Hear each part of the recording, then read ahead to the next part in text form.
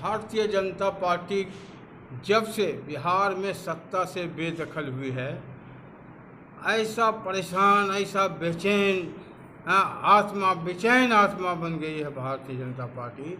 लोग परेशान हैं, लोग तबाह हैं, और ऐसे में वो जो सत्ता से बेदखल होने का पीड़ा उनके पास इतना है कि अनाप शनाप मानसिक स्थिति भी उन लोगों का खराब हो गया। अनाप शनाप बयानबाजी करने का काम कर रहे हैं।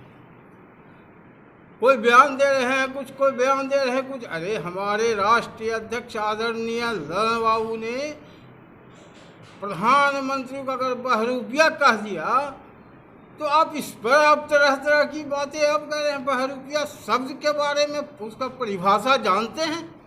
ये भारतीय जनता पार्टी के लोग बहरूपिया की परिभाषा भी नहीं जानते हैं। हमारे राष्ट्रीय अध्यक्ष आदरणीय ललन बाबू ने बहरूपिया कहा। बहरूपिया का मतलब होता है तरह तरह का रूप बदलना, तरह तरह का रंग बदलना, तरह तरह की बोली बोलना। ये प्रधानमंत्री नरेंद्र मोदी जी, आदरणीय नरेंद्र मोदी जी ये कर रहे हैं।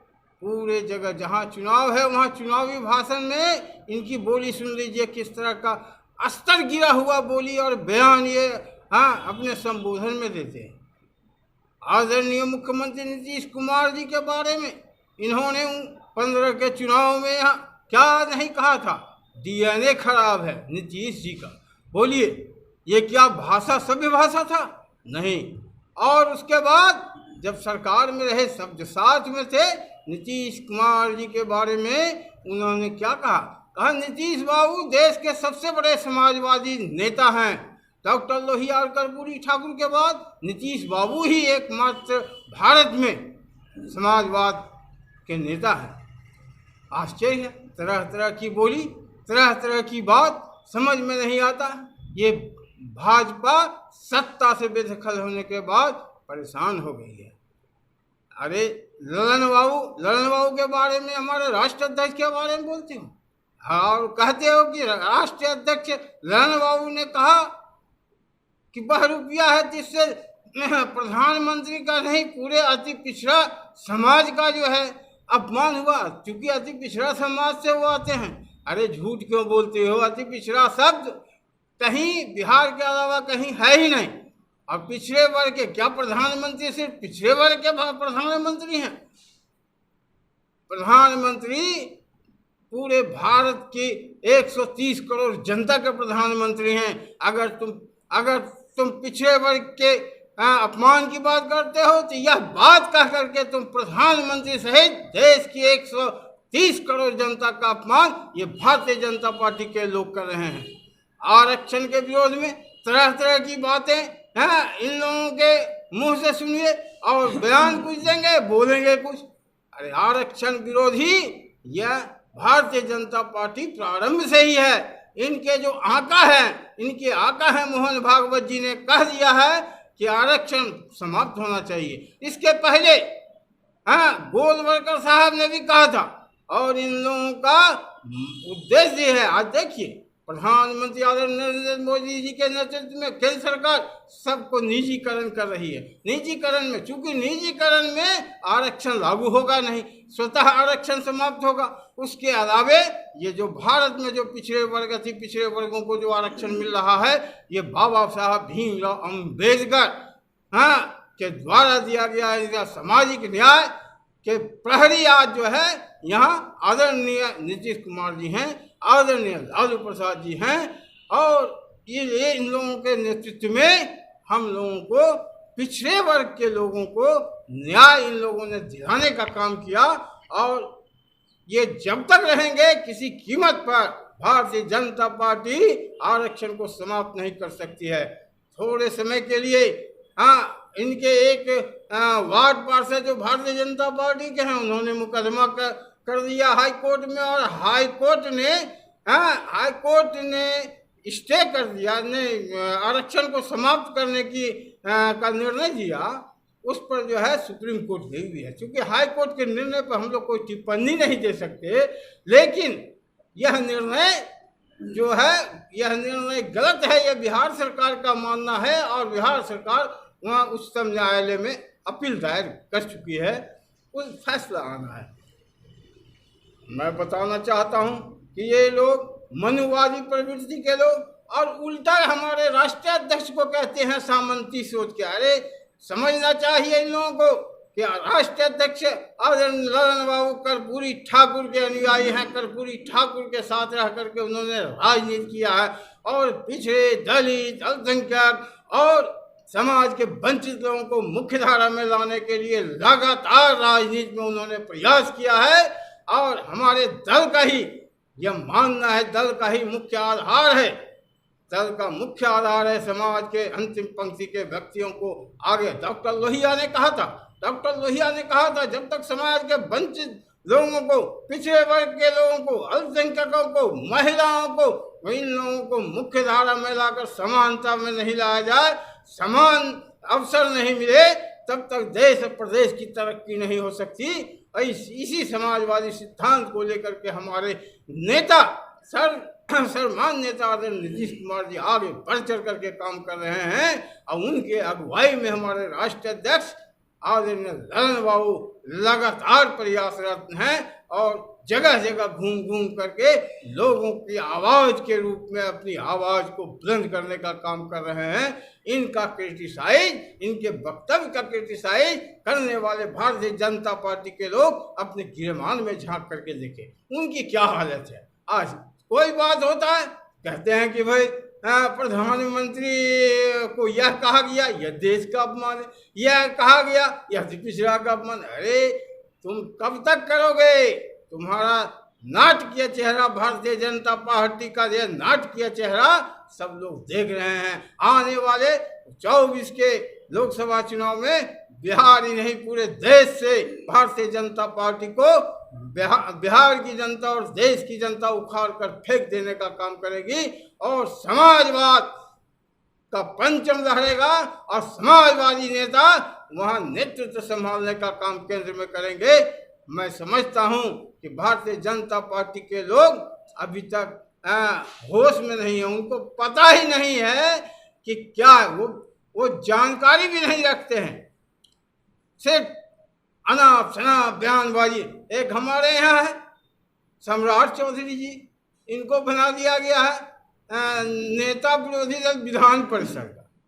पता नहीं कि अनाप शनाप, अरे इन लोगों का कोई अस्तित्व नहीं है। ऐसे लोगों के बयान को जनता समझती है और जनता ने इन लोगों को खारिज कर दिया है। इसलिए आने वाले समय में नीतीश कुमार पूरे देश में घूमने का काम कर रहे हैं और भारतीय जनता पार्टी को उखाड़ कर केंद्र में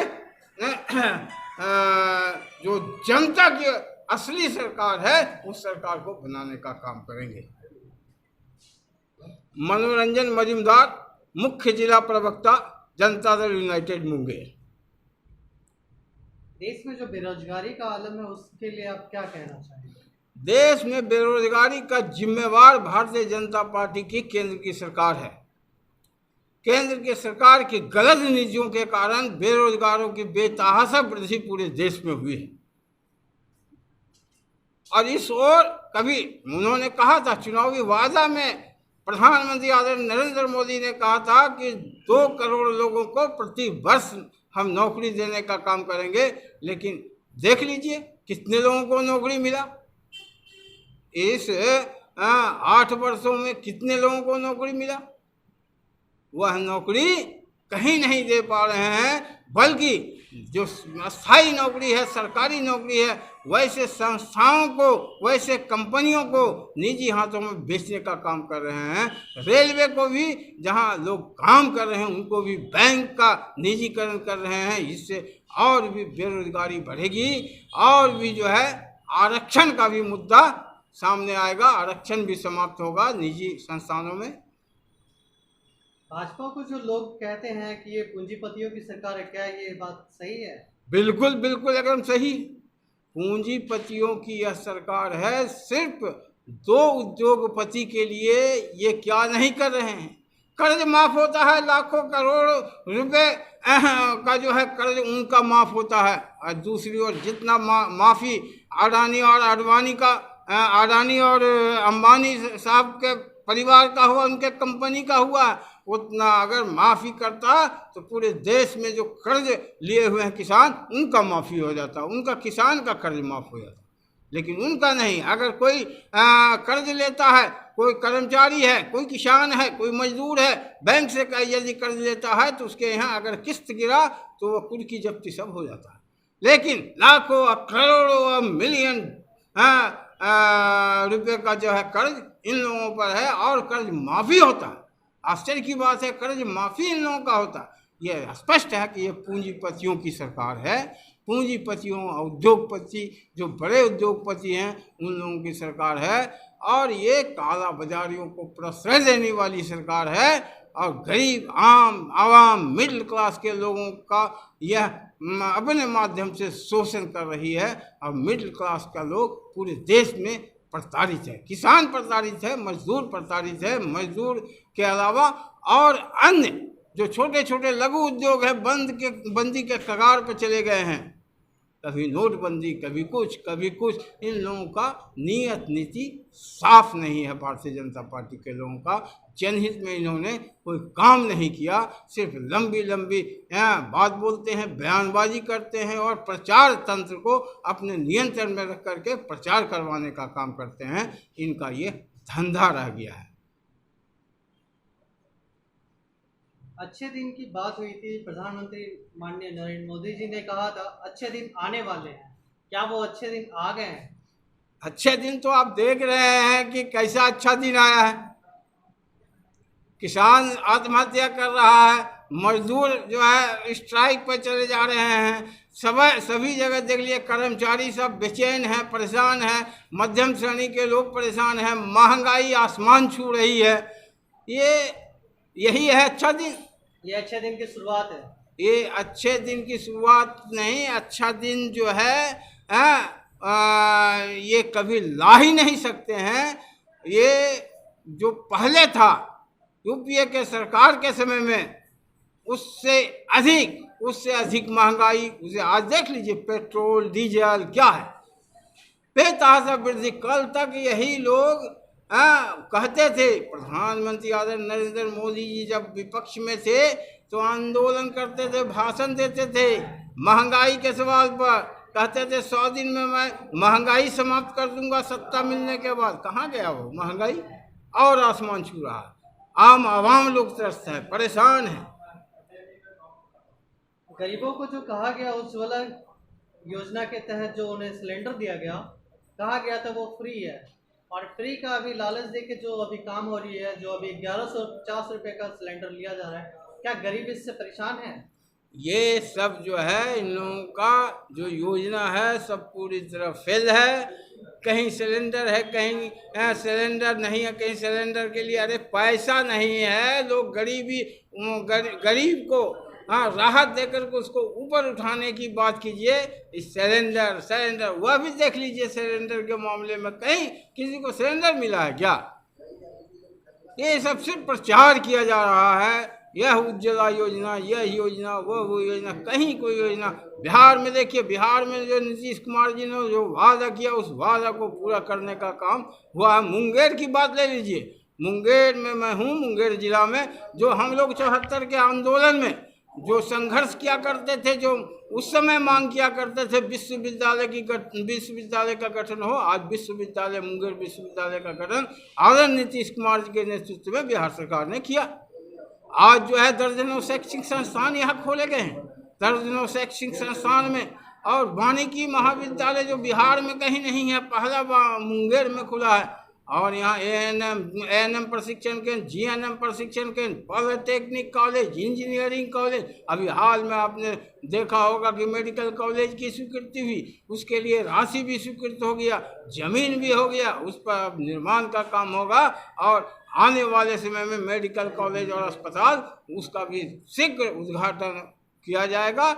ये मुंगेर की उपलब्धि है। मुंगेर में आदरणीय सांसद ललन बाबू जो हमारे राष्ट्र अध्यक्ष भी हैं, वह उसी तरह काम कर रहे हैं जिस तरह आदरणीय नीतीश कुमार जी चाहते हैं कि बिहार विकसित बिहार बने, उसी तरह वो चाहते हैं कि मुंगेर भी विकसित मुंगेर बने। इसके लिए लगातार प्रयास कर रहे हैं। मुंगेर की जनता के प्रति, मुंगेर के विकास के प्रति आदरणीय ललन बाबू गंभीर हैं और तत्पर रहते हैं।